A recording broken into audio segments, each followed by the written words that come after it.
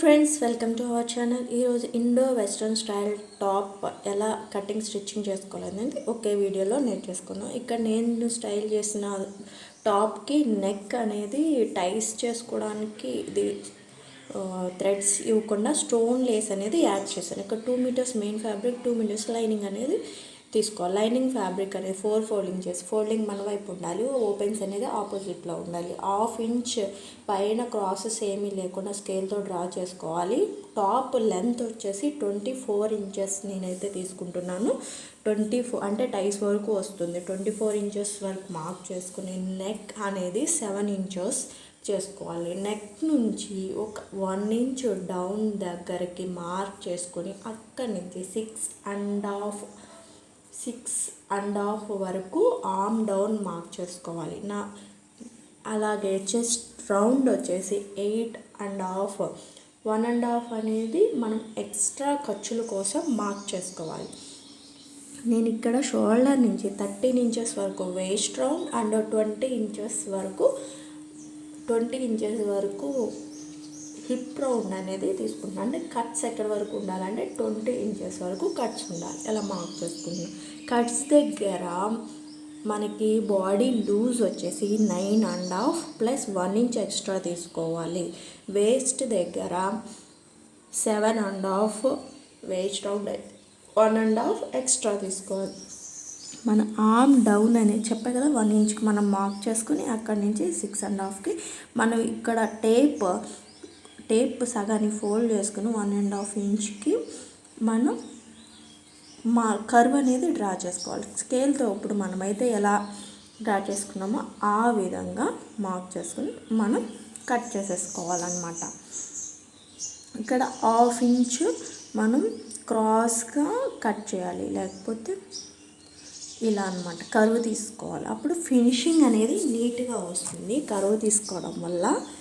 ఇప్పుడు మనమైతే నెక్ అనేది మనం స్టిచ్చింగ్ చేసేటప్పుడు కట్ చేసుకుంటాము. సో నెక్ వదిలేసి మన arm down and body length work మాత్రం కట్ చేసుకోవాలి.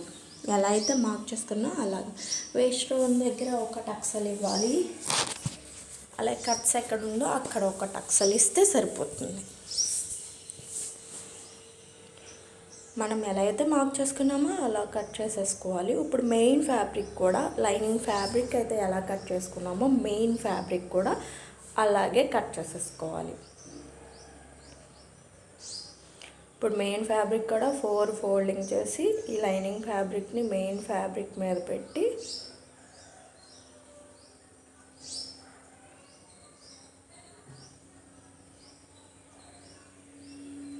ఫోల్డింగ్ చేసుకొని వీడియోలో ఎలా చూపిస్తున్నాను అంటే ఇది 2 మీటర్స్ ఫ్యాబ్రిక్. మనకు 2 మీటర్స్ కూడా పట్టలేదు, 1.5 మీటర్ అయితే సరిపోతుంది. నాకు ఇంకా ఫ్యాబ్రిక్ కూడా మిగిలింది అనమాట. ఇలా 4 ఫోల్డింగ్ చేసుకుని దానిపైన ఈ ఫ్యాబ్రిక్ పెట్టుకుని 1 ఇంచ్ ఎక్స్ట్రా ఫ్యాబ్రిక్ ఉండే విధంగా కట్ చేసుకుంటే సరిపోతుంది. లేదు అంటే గమ్ పెట్టి అంటించేసుకుని ఎగ్జాక్ట్ మెజర్మెంట్స్ ఎలా ఉన్నాయో అలా కట్ చేసుకుంటే సరిపోతుంది. నేను దీనికైతే జిప్ వేద్దాం అనుకుంటున్నా. బ్యాక్ సైడ్ హై నెక్ పెట్టి ఫ్రంట్ సైడ్ వచ్చేసి ఈ షేప్లో కొన్ని షేప్ వస్తుంది కదా, అలా మీరు వీడియోలో చూసారు కదా, అలాగన్నా కొంచెం ఓపెన్ వస్తుంది. అలా నెక్ డిజైన్ చేద్దాం. ఇక్కడ హ్యాండ్స్ కోసం అనేది మిగిలిన ఫ్యాబ్రిక్ తీసుకున్న 6 ఇంచెస్ హ్యాండ్ లెంత్,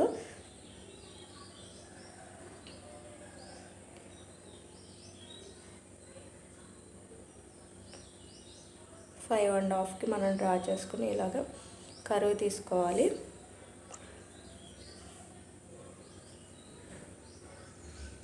మనం బాడీ అది కరెక్ట్గా వచ్చిందా లేదా మెజర్మెంట్ అనేది మనం ఒకసారి క్రాస్ చెక్ చేసుకోవాలి. నాకు 8 వచ్చింది, 8కి నేను మార్క్ చేసుకుని ఇలా డ్రా చేసుకున్నాను. అప్పుడే కరెక్ట్ మనకి మెజర్మెంట్స్ వస్తుంది. టాప్ కట్ చేస్తాం కదా, దానికి ఆర్మ్ డౌన్ ఎంత తీసుకున్నామో దాని మెజర్మెంట్స్ తీసుకుని కట్ చేసుకుంటే ఎక్కువ తక్కువ అవ్వకుండా కరెక్ట్గా వస్తుంది.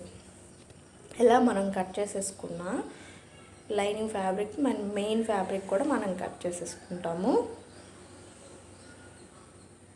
ఇప్పుడు నేను మెయిన్ ఫ్యాబ్రిక్ నెక్ అనేది కట్ చేసిన 3 ఇంచెస్ వరకు బ్యాక్ నెక్ తీసుకుని డౌన్ 3 ఇంచెస్ తీసుకున్న. ఈ 2 సర్కిల్ డ్రా చేసుకుని హై నెక్కే కాబట్టి 3 ఇంచెస్ సరిపోతుంది. లేదు 2.5 అయినా కానీ సరిపోతుంది. మిడిల్లోకి జిప్ ఎంత లెంత్ ఉందో, ఎంత వేద్దాం అనుకుంటున్నామో అంతవరకు స్కేల్తో లైన్ అనేది ఒక లైన్ డ్రా చేసుకోవాలి మనం.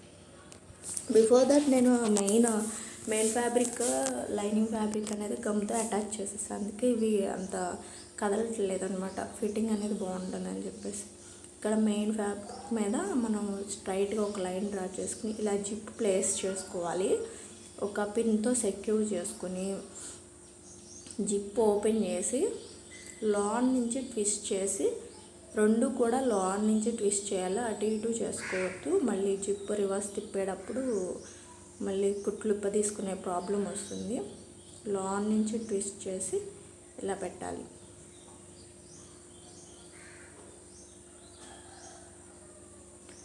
దాని మీద ఒక స్టిచ్ వేసేసుకుని ఓపెన్ చేసేసుకుంటాము.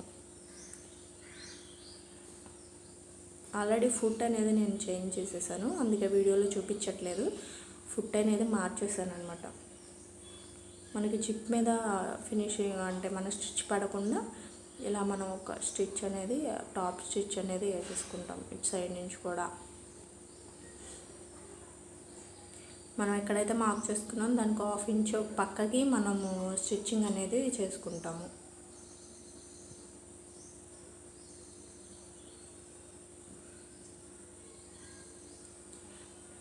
మనం పైపింగ్ వేయాలనుకుంటే దీనికి జిప్ అటాచ్ చేసిన తర్వాత పైపింగ్ వేసుకుంటే సరిపోతుంది. దీనికి neck and front part back part join చేశాక నెక్కి లైనింగ్ అదే పైపింగ్ వేసుకోవడానికి అవ్వదన్నమాట. ఎందుకంటే మనం ఈక్వల్ షోల్డర్స్ తీసుకోవట్లేదు కదా, షోల్డర్ మధ్యలో గ్యాప్ ఉంది కదా, దానికోసం.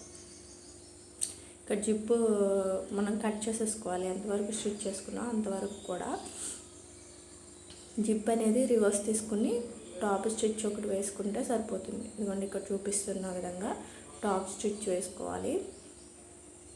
టాప్ స్టిచ్ వేసుకుని ఎక్స్ట్రా ఉన్న జిప్ అనేది కట్ చేసేసుకోవాలి.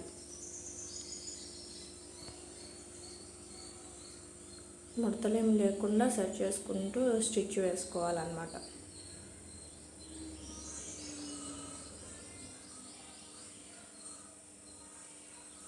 తర్వాత ఇది అయిపోయిన తర్వాత షోల్డర్స్ అనేది స్టిచ్ చేసేసుకున్నాను. షోల్డర్ స్టిచ్ చేసుకున్న తర్వాత నెక్ పార్ట్ కూడా మనం బకరం పెట్టి కట్ చేసుకుని స్టిచ్ చేసుకుని ఇక్కడ చూడండి పైపింగ్ వేస్తున్నాను. ఆల్రెడీ పైపింగ్ కూడా నేను ప్లాజో ప్యాంట్కి ఏం తీసుకున్నానో అదే తీసుకున్నాను అనమాట.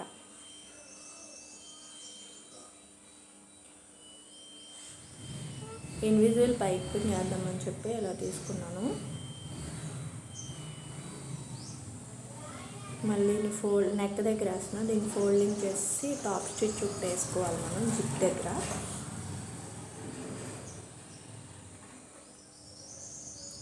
తర్వాత ఇప్పుడు నేను వేస్తుంది నెక్కి అయిపోయింది. హ్యాండ్కి వేస్తున్నాను. హ్యాండ్కి ఇలాగా మనం ప్లాజో ప్యాంట్ ఒక క్లాత్ తీసుకుని యాడ్ చేసుకోవాలి.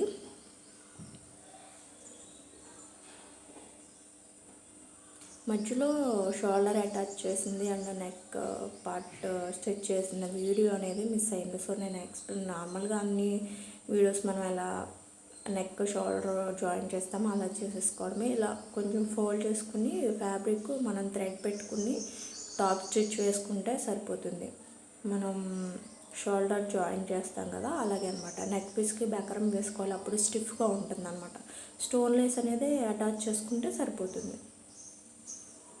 ఇక్కడ హ్యాండ్స్ అనేవి నేను వీడియోలో రెడీ చేసుకుంటున్నాను. హ్యాండ్స్ 2 హ్యాండ్స్ కూడా ఇలాగే చేసుకోవాలన్నమాట. పైపింగ్ వేసేసుకోవాలి, నీట్గా ఉంటుంది. నేను దీనికి షార్ట్ హ్యాండ్స్ పెట్టాను. హ్యాండ్స్ కూడా అటాచ్ చేసేసుకున్నాను. అలాగే మనం సైడ్ 1.5 ఇంచ్ ఖర్చు పెట్టాం కదా, ఆ ఖర్చు వరకు ఇలా రఫ్ లాక్కుని మనం స్టిచ్ చేసుకోవాలి. హ్యాండ్ కూడా మెజర్ చేసుకుని రఫ్ లాగిన దగ్గర మనం ఒక 1/2 ఇంచ్ అనేది కట్ చేస్తాం. అప్పుడు ఫోల్డ్ చేసి ఇలా స్టిచ్ చేసుకోవడానికి సైడ్ ఈజీగా ఉంటుంది. మనం ఇలా అక్కడ జాయింట్ వచ్చే చోట నీడిల్ కింద దింపి మనం క్రాస్ తిప్పుకొని అటు కూడా ఫోల్డ్ చేసుకుని రఫ్ లాగాలన్నమాట. అలా రఫ్ లాగిన తర్వాత మనం స్టిచ్ చేసుకోవాలి. అప్పుడు కట్స్ ఫినిషింగ్ అనేది నీట్గా ఉంటుంది. మనం నార్మల్గా ఏ టాప్ అయినా ఎలా స్టిచ్ చేస్తామో అలాగే స్టిచ్ చేసేది. అందుకే ప్రీవియస్ వీడియోస్ కూడా మన దాంట్లో ఉన్నాయి కాబట్టి అంత నీట్గా డెప్త్గా ఏమీ ఎక్స్ప్లెయిన్ చేయట్లేదు. ఇక్కడ చూడండి, మనం టాప్ స్టిచ్ ఒకటి వేసుకుంటే సరిపోతుంది కట్స్కి, సైడ్ కట్స్కి. అలా బాటమ్ పార్ట్లో మనం ఫోల్డ్ చేసుకుని స్టిచ్ చేసుకునేది ఉందన్నమాట. ఏమన్నా అప్ అండ్ డౌన్ ఏమైనా వస్తే కనుక క్రాసెస్ ఏమన్నా కట్ చేసేసుకుని మనం కింద కూడా ఒక ఫోల్డింగ్ చేసుకుని స్టిచ్ చేసుకుంటే సరిపోతుంది. వీడియోలో అర్థమైంది అనుకుంటున్నాను. మీకు అర్థం కాకపోతే కనుక కామెంట్ చేయండి. ఇంకొక టాప్ కటింగ్ అండ్ స్టిచ్చింగ్ చేసేటప్పుడు ఇంకొంచెం డెప్త్గా ఎక్స్ప్లెయిన్ చేసి చెప్తాను.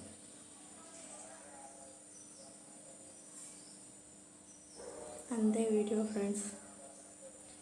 Thank you for watching.